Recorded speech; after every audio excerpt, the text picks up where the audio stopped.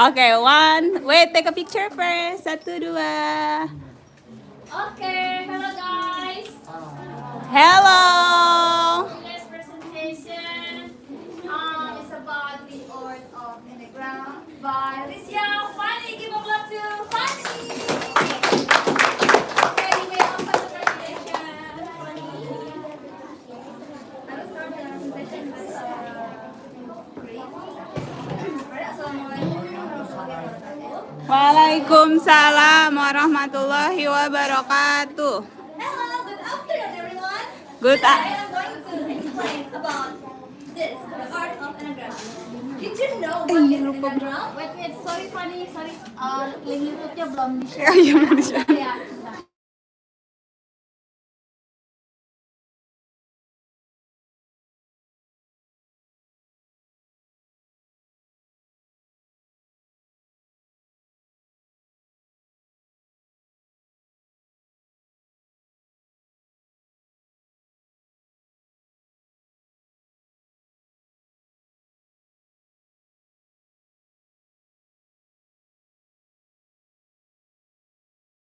Pay attention, please. Alright, today's presentation is by Fanny. Give applause to Fanny.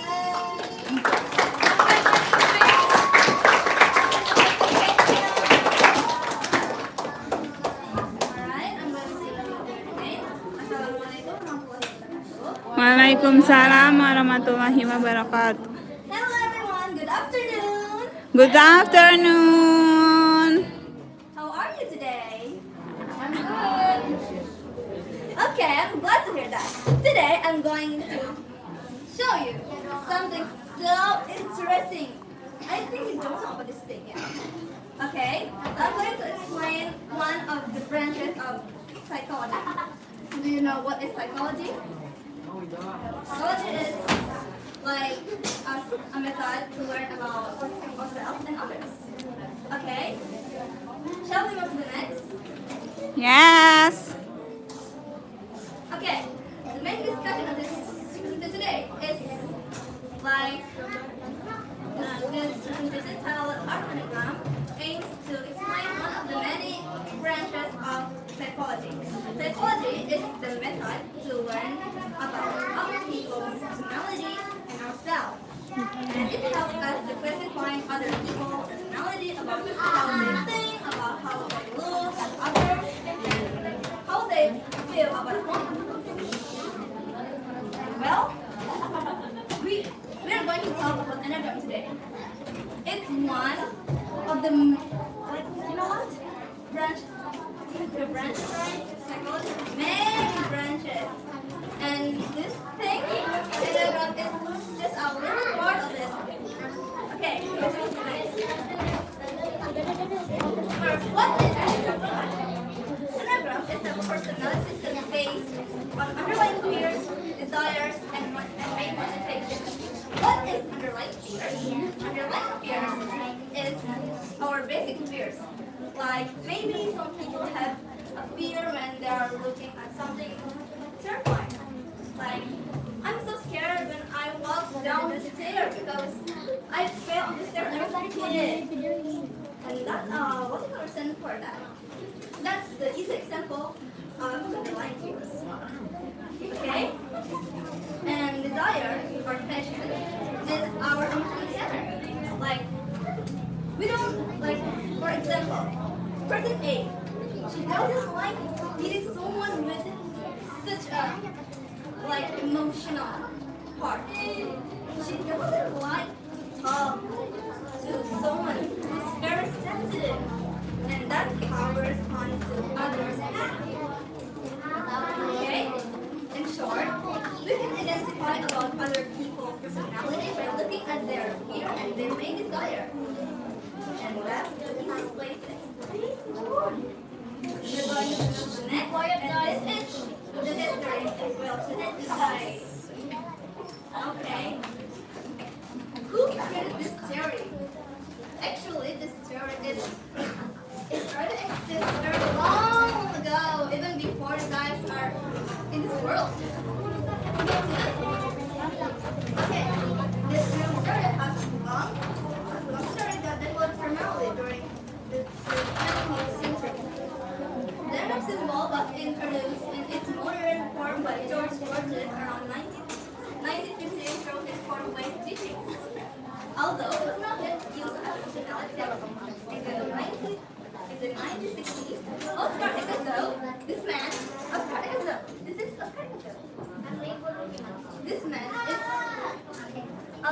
most, how do I say that? That man is very, like the main character of this topic. He is the foundation of this theory, okay? He learned, and then skip. Angela and psychiatrist studied Nicola's teachings and further developed them through the psychology and study of human character. From there, the concept of the nine personality types became more established and free, particularly in the United States. Later, figures such as Helen Keller, John Francisco, and Wisconsin explained various aspects of the Enneagram and help coordinate it as a framework for understanding personality, concentration, fear, and behavior. Okay, I'm going to explain you to the most important part of this topic today. Do you know what it is? What is it? Yes, this is the classification of the Enneagram stories. It has 9 types of human personality. For the first type, they are usually called the perfectionists. Why? Because they always crave for perfection. They always try to reach to something that is called perfection. They always want perfection and perfection. And if you know, another one for the perfectionists, they are very hard to control their anger. They really show their anger because they don't want to ruin their image, their perfect image. And that's simple. That's the second one. The second type, or the helper, is the open-minded and enjoys helping others. This type is usually very extroverted and very open to anyone. Usually, they want to help people. Like, how can I help? Is there anything I can help with the problem? And that's their desire. And their fear is when they feel unwanted or simply being ignored. That's why I call the second Enneagram type is the extrovert type, because they always crave for being wanted. And the third one, or this type of Enneagram, is usually the smart and the genius kid. Why?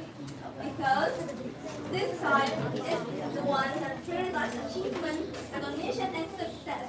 Their basic fear is feeling worthless, recognized, and unsuccessful. So they always walk, run, and try to reach for success. They have success no matter what. And that's why the third type of this Enneagram, called the achiever, or simply the performer. They always lie to themselves. They lie to make themselves look good to others. And yeah, they always want to reach success. And next, to the fourth Enneagram, or the individualist.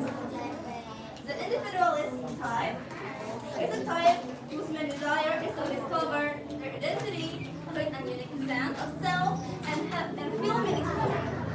Usually, the fourth type of Enneagram always have a high empathy, so they can easily care about other people's feelings. Okay, and their basic fear is to feel meaningless or feel like ordinary, and they're like sense of destiny. Okay, I'm sorry. Next to the fifth Enneagram, or the investigator. And do you want to know what is this? This is the illustration of the fifth Enneagram. If you want to see what illustration, this is one of the illustration of the fifth Enneagram. This is the social part. Okay, the fifth type is known for a strong sense of curiosity. They always want to know about new things. Like, usually they always go to a museum or a zoo to learn about things that they haven't known. But usually, the fifth type is the incorporate type. They are socialized and always picky to choose for, like, there's a picky to choose, like, for their friend, their best friend, and others. one personal space because they're mostly introverted and maintain independence. They don't like feeling of the feeling of need to depend on others. And that's one of their core fears. And their other core fears is being competent in their personal space. Yeah, and the last one I put it up there. Okay, next to the stick diagram or the loyalist. Enneagram 6 is a type known for having a strong sense of responsibility and being very loyal to people. Usually the 6th Enneagram is the leader of a club or an organization. If you want to know like a student council organization, usually they are mostly 6th Enneagram. And they will be very loyal to something that makes them comfortable. And their desire to feel safe, have certainty, and be able to trust others. Meanwhile, their core fears include feeling unsafe, being surrounded, uncertainty, and having support. They will be very loyal to something which they feel comfortable. They will leave it eventually if it doesn't feel safe anymore. Next, the 7th Enneagram or the enthusiast. The 7 is an optimistic, extroverted, and spontaneous guy. It enjoys seeking out new and excellent experiences. They're basic. They desire to feel satisfied, happy, and free. They always pray for being like, I'm free. I feel satisfied. I feel happy. They always want to feel that. I feel happy. I feel satisfied. I feel free. Nobody can stop me. And their core fears include expressing pain, boredom, and restriction. They don't like to be feeling being controlled by someone, feeling boredom, always threatened. Alright, the 8th Enneagram or the challenger is characterized by a strong desire to protect themselves and take control over their own lives. They always crave power. They want to be strong to protect others. But they're not the type that seek Enneagram. They usually become the contrast to the 6th Enneagram. They don't quite like being controlled by rules, like the 7th Enneagram. Then, they are very scared to feel safe, restricted. They don't want being controlled, and their main motivation is to feel safe, free, and have their own lives without someone. And the 9th Enneagram or the peacemaker is characterized by a strong desire to maintain inner peace, harmony, and stability. They are known for being calm, understanding, and accepting. After seeking to avoid conflict and maintaining relationships with the people around them. I'm sorry. Okay, the 9th Enneagram or the peacemaker usually feeling they're very introverted. They don't like conflict, they avoid conflicts, even though it always somehow ruin their own selves. And actually that's one of the flaws of this. Yeah. Okay? Is there any questions you want to ask? Let's go to the teacher. Yeah, hello. In your opinion, what meaning can we draw in this presentation? The meaning of the presentation. I just want to tell you guys about how beautiful and wonderful to understand about a theory that is really visible to other people. This theory, Enneagram, is the easiest way to understand about ourselves and other people. Try it out. If you understand about this theory, you will see something beautiful in life. Why does he maybe he's tired or maybe he's got something really well. That I mean. Thank you for your entry. Okay, is there any question again? Yes, sir. I'm sorry. Actually, I use it myself. Okay, good question. Myself.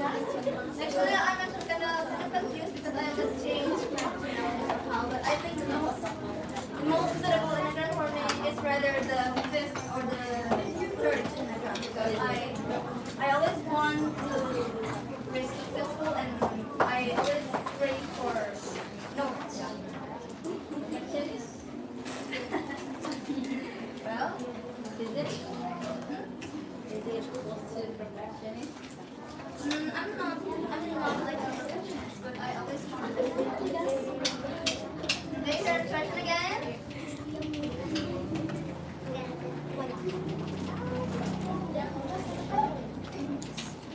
Just ask me and I'll answer.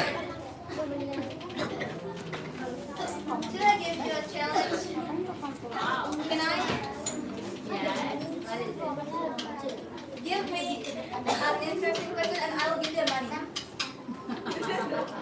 Come on. Give me an interesting question and I'll give you money. Anyone? Anyone to give it up? How was that two questions before that? No? Not a thing it's interesting. It's the most basic question I've ever done. Okay, next question again, guys. We'll give money. Well, not that much because I'm kind of broke because this is well, at least it's a money, right? You can buy like at least a candy. Anyone got a question? It's okay to try it out. You can try at least like 3 times or 2 times. Come on. Ask me a question. Anyone?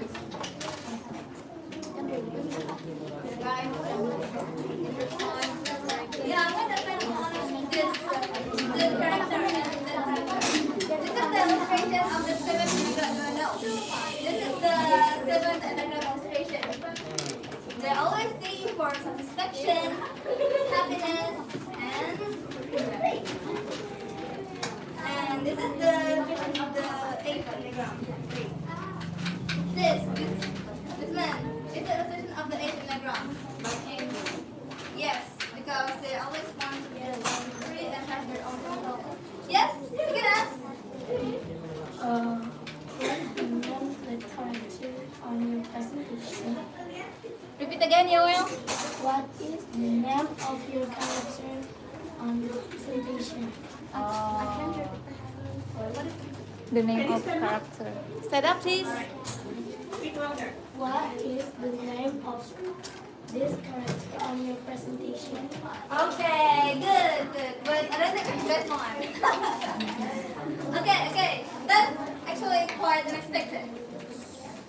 This character and this and this. This is the name anagram, the peacemaker. This is the peacemaker. They're called enantioments, or the illustration of anagram personality. Enantioments is the easiest way to see like illustration. Actually, there's still a lot of things I have to explain to you guys, but I don't think it will fit in my presentation. Yeah. If I force to add it, I think it will be like 20 slides or more. Any questions? No? Say bye-bye to the money. Okay. Should I end this? Alright, thank you for your attention today. Me, I will close the presentation today. Wassalamualaikum warahmatullahi wabarakatuh.